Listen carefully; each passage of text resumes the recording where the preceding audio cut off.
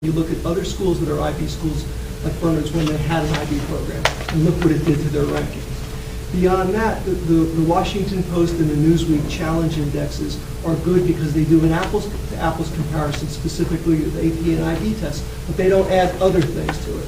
So you can look at those, and I think that the most important part of it is you should look at a variety of those. And I'll give you a variety. Yeah, I'd like to look at all of them, and all of them you can have. Well, but there are some that do it for profit. There are literally real estate organizations that try to do those sorts of things, that you want to discount those. Right. But I think New Jersey Monthlies is legitimate as long as one looks at the notion that there's a piece of it that they don't use, because they don't take anything that's not reported in the school report card. Newsweek and Washington Post is legitimate, but the problem with it is it overemphasizes that one aspect of the test. So I think that I would give you, there's two things. I would give you the rankings that I have, but beyond that, another piece of it is I've taken in this sheet a comparison of our school and other schools like it in both the county and around it, and looked at the numbers that come out based on HESPA and SAT, and look at relative rankings based on that. And I think it gives you a very interesting perspective of where the school is. Our schools do very, very, very well. But let me do that sometime this summer. Be happy to. Jen? That point came up in regard to the summit, but I don't really think that that's what the summit is meant to do. Focuses more internal on what we have now, our K-8s, in our existing school system. And I think that's where the mayors are going to be focused, and perhaps our K-8s. So I'm not to say that that isn't an important issue, but I do think the summit's will be covering a lot more. And I can tell you that, in addition to that, that in my meetings with the mayors, it's very significant that a number of the mayors have asked me for some particular data that's in these books. And I said, listen, Dr. Librera, A, has agreed to do this for us for free, and B, is not an accountant or an attorney. We can't take every data point in this very large booklet that I'm giving you and say, but on page 73, paragraph 2, it says this, can you interpret that for me? That's not his role that evening. If that's what you think his role is that evening, you're mistaken. He is guiding the participants of this summit through a discussion towards that goal. He will not be able to evaluate or provide a ready grant or the equivalent of a ready grant information on everything that's in there. So it's very significant that the notion is that the goal is to reach consensus on an educational model that preserves academic excellence while being mindful of fiscal realities. That's the goal of the evening. There are options that are being discussed. There are considerations that are being discussed. The mayors were appreciative of all of those, but he will not be the final arbiter on all of the data in this book.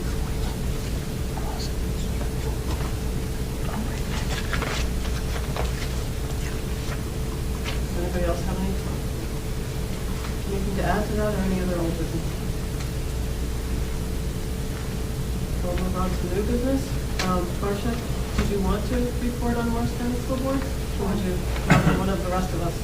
Oh, well, I have a report on a presentation I went to for the New Jersey School Boards Association, also a webinar I watched. I wasn't prepared to report on shared services Expo Week. That was like That's fine. That was a lot to report on. So let me just say then about Morris County School Boards that we're lucky enough to have two representatives to the Board of Directors. Thank you. From Morris County, Jim and Marcia. So congratulations and represent us well. And we also have another person from our region. There's a woman from Chester, or Mendon Borough. Is it Mendon still on the Mendon Township Board today? I don't know whether she ran for re-election, but she was before this past election. She must still be an active member, because she is also on the Board of Directors. So that gives us 3 of 8 directors on that local board. And which board is this? Morris County School Board. And what can we do for us then?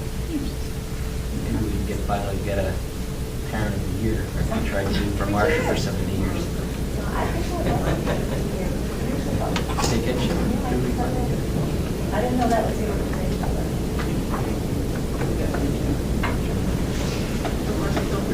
Okay, I attended a school board New Jersey School Board Association seminar on improving student achievement in math down in Trenton, where I got my first math lesson, which is, if you turn down the wrong street in Trenton, a mile is about 5 miles. So there's my first math one. But it was sponsored by the New Jersey School Boards Association, also the Health Educational Leadership Foundation, in conjunction with the New Jersey Chamber of Commerce. Actually, it was quite an interesting twist, and why I drove to Trenton to hear that. The meeting featured a Rutgers University professor of mathematics research, Dr. Roberta Shore, and Ann Clark, who was a big math geek. Really was impressive. They had got her to come. She was a very nationally famous math researcher. But why the chamber was there is they are interested in workforce development. They are sending a message from the business community that the high school graduates need better math skills. And they want to encourage students in New Jersey to take most rigorous math courses. And they had a couple interesting statistics. They said your 4-year success in a college degree depends on the level of math you achieve in high school, which is kind of intuitive, but if you only take Algebra 1, you have a 7% chance of graduating in 4 years. Go up the ladder in math difficulty, and by the time you take calculus, you have an 80% chance of completing your college degree in 4 years. They are in need of excellent math teaching. That's the focus of this group. And they have teamed up with Dr. Shore and the New Jersey Builders Association. And Dr. Shore's premise is that she calls it cognitive demand. The thinking load in the classroom needs to be elevated. Her research has shown that teachers need to allow students to struggle with the complex idea while actively listening and following students' ideas. Don't you love that, Maggie? I mean, I love that. And they say most teachers give success, which I thought was an interesting concept too early and too easily. And so she had a bunch of videos she showed. She went into the worst performing school district in Newark, basically, because she wasn't really sure her research would work or would translate to a school environment. And she said, you can't harm these students. They're already doing so poorly. And so she had videos of a teacher giving a math lesson that this teacher had deemed was a good way to engage students in math. The teacher underwent her training for about 4 months, and then she showed more videos of how it had transformed the classroom simply by making the students work hard, challenging them. So she says that there's value in having kids struggle and not always leave the classroom with the answer, which really troubled this curriculum director that was in the room. He was not happy with that, because he said you have to get through, you have to do it. You can't leave a concept unanswered at the end of the day. You'll never get through the rest of your curriculum on time.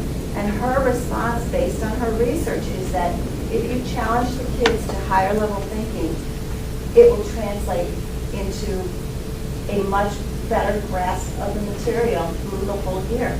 I just love this lady.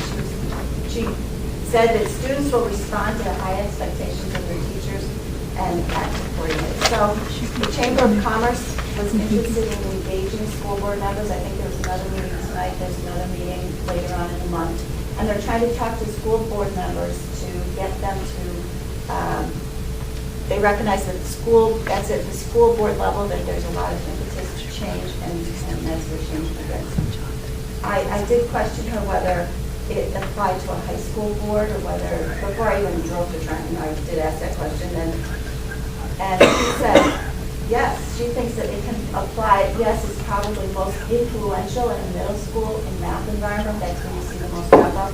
But her concept, she says, could translate the whole 4 years of high school. So I thought that was worth going to Trenton to see. I did print out an article that she has about her that I'll pass out for everyone to read. Can I ask one question? Ms. Roberta Shore, was she a teacher or a professor? She's a professor at Rutgers who does math research in classroom settings. I was just thinking about, you have a sentence going on to get through.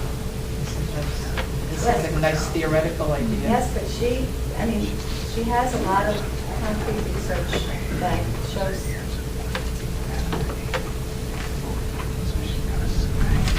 Okay, and then my other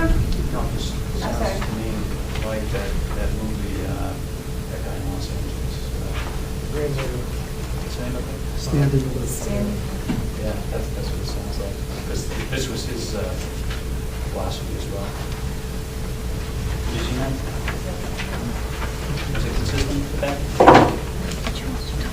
Okay, and then I did one other Learn at Lunch webinar that New Jersey School Board offers, and I've done several of them. I'm eating lunch like regularly. I can't believe I'm sitting in front of my computer eating, you know. But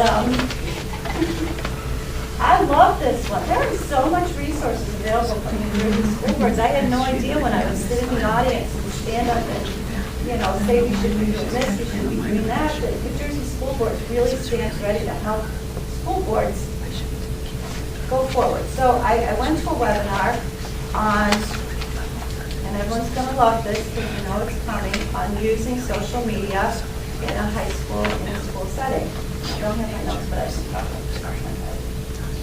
So they had two high school principals, one a superintendent, one a high school principal of Bergen County. Maybe you've seen it. You've probably seen it in your inbox. You should watch it. It's really exciting.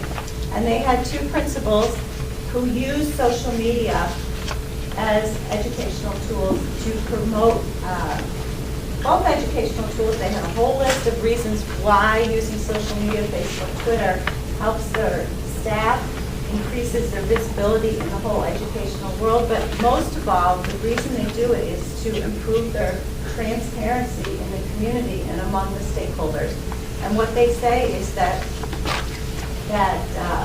there's a demographic, 35 to 54, which is really driving the explosive growth in Facebook and social media. It's parents, it's us. And they said, we're already engaging with companies, other institutions on that level, and they want to help the schools rise to meet that.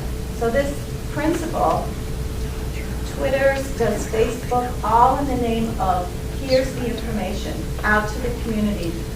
Every thing that he deems important, and he says what happens is as he walks through his school, there are actually teachers and staff competing to get mentioned on his Facebook.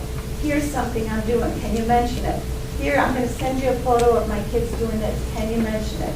So they are big proponents of using it, and actually what's interesting is New Jersey school boards will come, Eric Enders will come to a board meeting and give you a little tutorial. It's not a hard sell, but he'll educate the board and the public. Here's what works. We can help you develop your policy on using these sort of tools, and just to get more comfort level. And one of the other things the principals and the superintendent said is they see value in modeling good use of these devices, of Twitter, of Facebook. Here's the school, here's the administrator, here's how you should use it, here's what we think it should look like. So if we could probably talk about that at some later date, if we'd like New Jersey School Board to come give a presentation. He's a very engaging man, and he'd be interested. So, a bunch of us went to him, and it wasn't like Twitter doesn't have this. It was there, and we were in New Brunswick, wherever we were this year, but they did that at, normally Atlantic City does the October 3-day training. okay, and then just in light of that report, I would like to make a motion that we reactivate the communications committee, the ad hoc one. I believe we read the policy that ad hoc doesn't go away until their function has been completed. So, Seconded.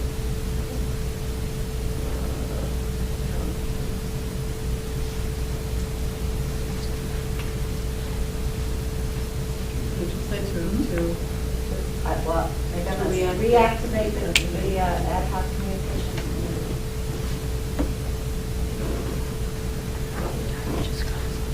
discussion?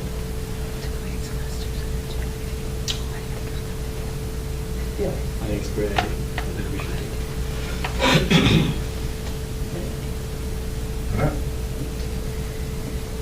Any other discussion? When we had it, it was, as an ad hoc committee, it would be for some purpose, presumably. Now, often we talk about data communication for budget, but we're not in the budget season now. So what would an ad hoc communications committee